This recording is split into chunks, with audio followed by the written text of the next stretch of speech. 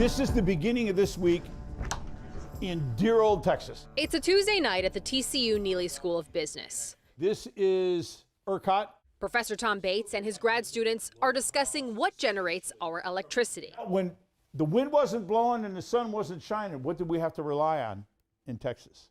Natural gas. Natural gas. Martha Santos spends a lot of time thinking about resources in and out of class. The MBA student is a fourth-generation rancher. How do you incentivize people to stay in that and not just sell out to a solar farm? Santos grew up on her family's ranch in Laredo. They also owned a packing plant and a grocery store. I think it taught me skills from a young age on like how to be a valuable part of the operation. But now, their Laredo land is almost all commercial. Where the country club sits that in Laredo, that was part of my grandfather's ranch.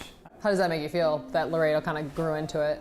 Obviously, like, I have a pool and like a draw to the land, and like I don't want to see like buildings there where I grew up seeing like horses and cattle. But at the same time, like, that's just part of life. So with her bachelor's in ranch management, Santos is now studying energy to fuel a new conversation.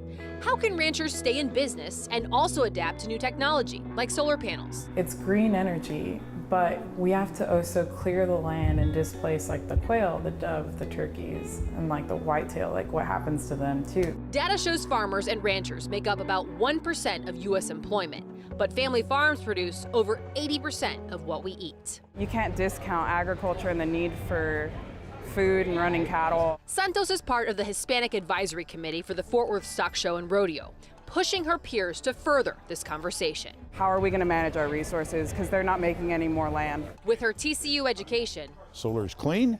and her ranching background, So is there a cap on how much can be developed just so that we don't unstabilize the grid?